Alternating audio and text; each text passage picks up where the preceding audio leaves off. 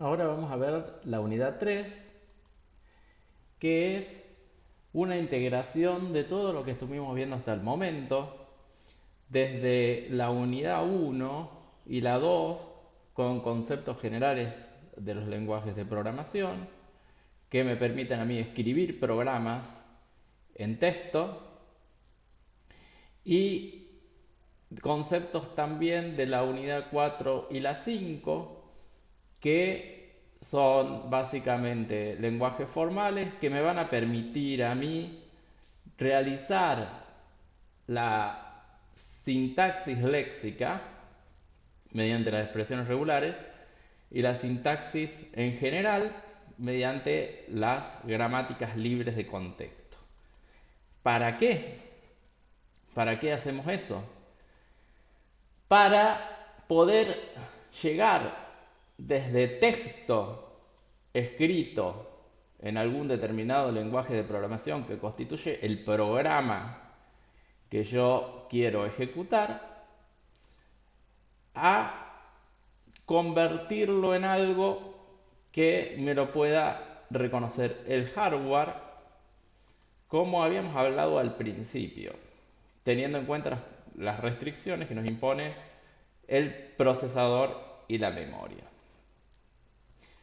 O sea, vamos a pasar de un programa escrito como texto a algo que se pueda ejecutar en la computadora.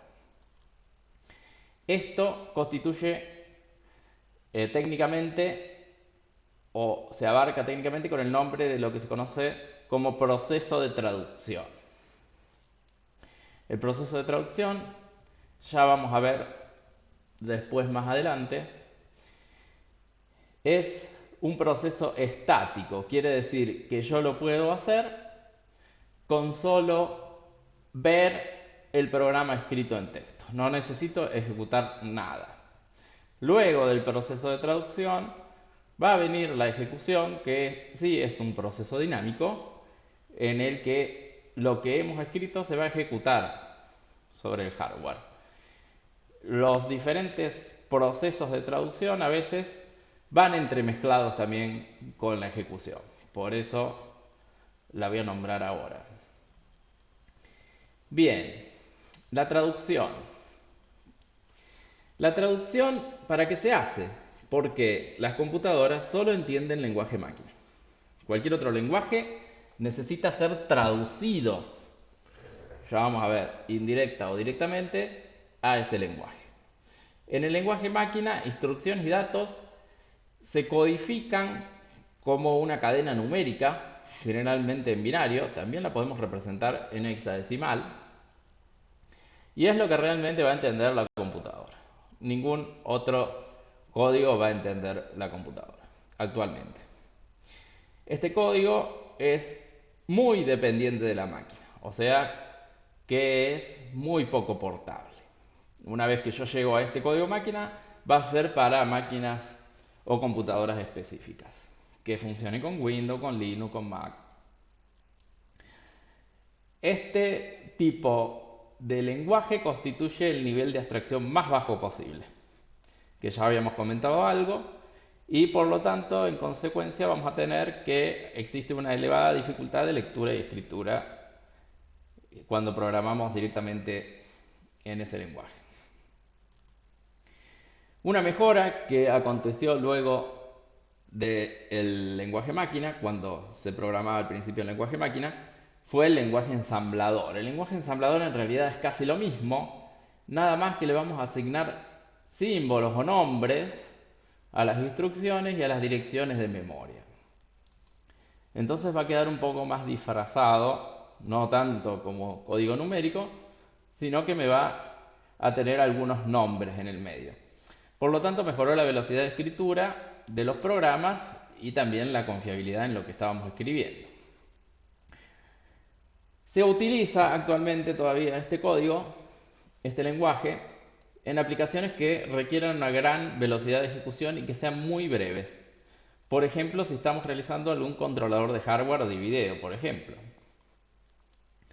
Y presenta básicamente los mismos inconvenientes que el lenguaje máquina. O sea, los programas son, como dijimos, poco portables y son difíciles de leer y escribir. Por lo tanto, también tiene un bajísimo nivel de abstracción. ¿Qué vamos a hacer entonces? Lo que dijimos antes. Vamos a utilizar un proceso de traducción mediante un programa traductor. El programa traductor, ¿qué va a hacer? Me va a aceptar el programa escrito en el lenguaje que yo le envío, que puede ser Java, C Sharp, C, lo que sea, y me lo va a ejecutar por mí o lo va a transformar en una forma adecuada para la ejecución. Por ejemplo, lo va a convertir a lenguaje máquina o a lenguaje ensamblador. Puede realizar cualquiera de estas dos acciones la traducción, por eso lo mezclé un poco con lo que es la ejecución. Vamos a ver algunos casos en particular para que se pueda entender mejor. Vamos a modelar la computadora como si fuera una especie de cebolla, en la que el núcleo es el hardware puro. Luego, para poder acceder a ese hardware, vamos a necesitar una capa que la rodee, que es el lenguaje máquina. Es decir, yo para acceder al hardware voy a tener que programar sobre el lenguaje máquina. Hoy en día dijimos que eso ya no se realiza más, por lo tanto existen otras capas adicionales. La primera capa con la que nos vamos a encontrar es la del sistema operativo. El sistema operativo va a coordinar toda la ejecución de lo que se realiza sobre el hardware y que obviamente va a estar escrita en lenguaje máquina. Por eso es una capa que se monta ahí.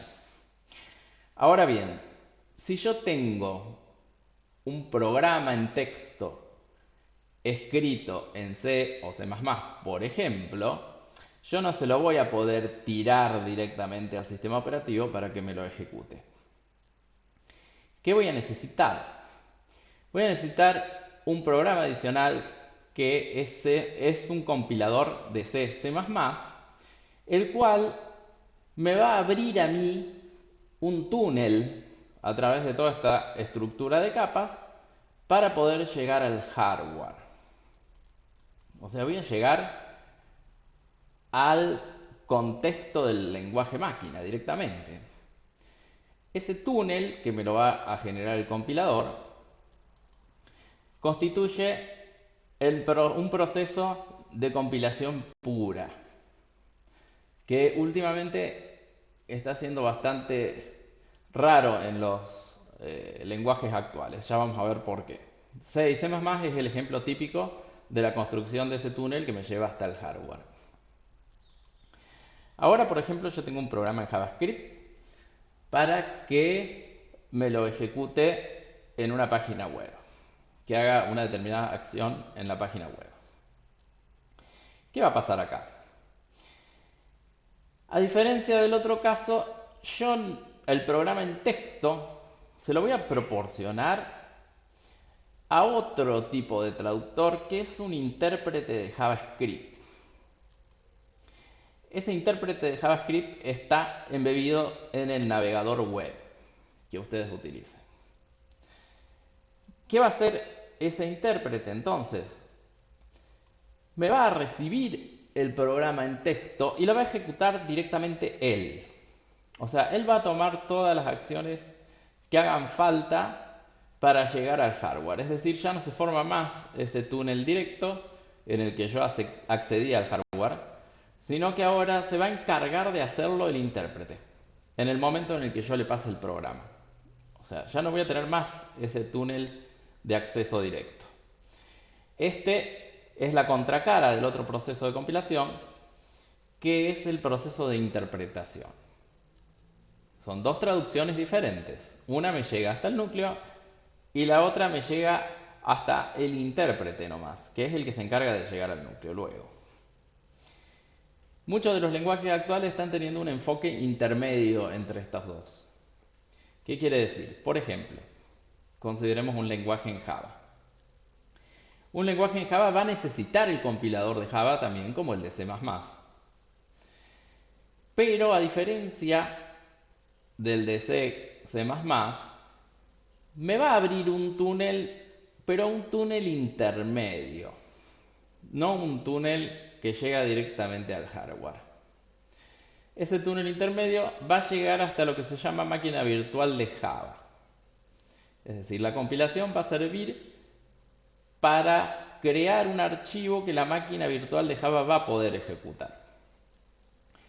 Y esa ejecución la va a realizar de modo interpretativo. Por lo tanto, yo llegué a medias con el túnel. Ese es un enfoque híbrido. Los lenguajes C#, por ejemplo, Visual Basic, todo el abanico que ofrece .NET, van a tener también compiladores respectivos que se comportan muy similarmente al de Java. Es decir, vamos a crear el túnel que va a llegar hasta un ambiente de ejecución .NET y después de ahí se va a interpretar. Esto también es válido para cualquier cosa que se escriba con sentencias de comandos, como por ejemplo los comandos de la consola de Windows o de Linux. El sistema operativo va a contar con un intérprete de comandos que es el que me va a ir descifrando lo que yo voy escribiendo en la consola. Ese también es un proceso de interpretación. Con esto tenemos más o menos un panorama de todas las posibilidades en las que podemos procesar los programas por medio de la traducción. ¿Para qué? Para que luego se ejecuten en la computadora.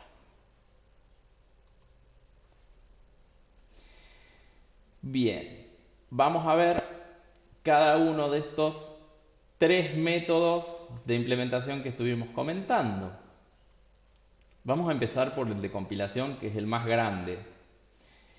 Como dijimos antes, el programa original en texto, se dice que está escrito en código fuente, un lenguaje de alto nivel, va a ser traducido por un compilador, como vimos antes, y vamos a obtener un lenguaje prácticamente que ejecuta el hardware. Podría ser, por ejemplo, el lenguaje máquina. Ese programa va a estar escrito en lo que se conoce como código objetivo, es decir, el código al que yo tengo que llegar. En ese caso va a ser lenguaje máquina, si tengo que llegar al lenguaje máquina. ¿Cuáles son las ventajas de esto? Bueno, la ejecución es muy rápida, porque el programa, una vez que se tradujo a código objetivo o a lenguaje máquina, se puede ejecutar muy rápido sobre el hardware y aparte le podemos aplicar un montón de optimizaciones a ese código. O sea, lo podemos reducir bastante en cosas redundantes para que sea más corto y más rápido. ¿Cuál es la desventaja? Una va a ser obvia, otra no tanto. La que no es tan obvia es la que no existe modo interactivo. ¿Qué es el modo interactivo? Es cuando el programador puede modificar el código en el momento. Es decir, acá no podemos modificar el código en el momento, porque ya lo mandamos a compilar y lo convertimos en código objetivo. Por lo tanto, yo no puedo meterle datos como yo quiera o modificar alguna función o algún procedimiento y después hacer alguna consulta. No, está todo compilado, está todo empaquetado, no hay interacción. La interacción es la que me permitió a mí el programador cuando hizo el programa. Y la otra es la más obvia, que se reduce la portabilidad del programa. ¿Por qué? Porque yo llegué prácticamente al lenguaje máquina. Entonces, ese tipo de programa resultante va a ser específico para la máquina. Por otro lado, en el otro extremo hablamos de la interpretación. Los programas ya son procesados por un intérprete, o sea, son traducidos por un intérprete, pero me los decodifica en el momento y ejecuta las instrucciones una por una, a partir del texto que yo escribí, o sea, del código fuente. Esto va a tener una serie de ventajas contrapuestas a la anterior. Es decir, si antes no tenía modo interactivo, ahora sí voy a tener modo interactivo, porque voy a poder meter los programas desde un terminal, meter los datos, modificar procedimientos, modificar funciones, realizar consultas, ver la salida. ¿Por qué? Porque el programa no está compilado, está en texto. Esto me va a facilitar también encontrar errores. ¿Por qué? Porque los errores se me van a dar en la línea en la que tiene algún problema y el intérprete me puede indicar perfectamente: en esta línea está sucediendo un error. Y los programas van a resultar altamente portables. ¿Por qué? Porque yo directamente estoy llevando el archivo de texto de un lado a otro. No lo estoy compilando a ningún lenguaje aproximado al lenguaje máquina. Por lo tanto, si tiene instrucciones de alto nivel, va a ser muy portable entre distintas máquinas. ¿Cuáles serían las desventajas de esto? Contrapuestas de nuevo a las ventajas del otro. Que la ejecución va a ser más lenta porque hay que decodificar instrucciones línea por línea a la medida que se van ejecutando. Antes ya estaban escritas en lenguaje máquina. Y los programas generalmente me van a ocupar más espacio porque el código no está optimizado. Aunque esto a veces no es garantía y se puede revertir si los programas son muy grandes. Porque la versión compilada, como me va a incluir muchísimas instrucciones, puede llegar a ser más grande que la original en código fuente para programas muy grandes. Y finalmente teníamos el esquema híbrido en el que utilizábamos un compilador intermedio para llegar a un lenguaje intermedio que luego es fácilmente interpretable. Es decir, llegábamos a la máquina virtual de Java, al ambiente de ejecución de .NET, y a partir de ahí el programa ese en lenguaje intermedio se va a interpretar. ¿Cuáles van a ser las ventajas? Iba a tener las ventajas de los dos anteriores. La ejecución va a ser más rápida que algo interpretado puro, aunque no va a ser tan rápido como lo compilado. Va a estar en un intermedio. Y los programas son bastante portables también. Va a estar en un intermedio. ¿Por qué? Porque yo lo traduje a un lenguaje intermedio, que es medianamente portable. No tan portable como el interpretado.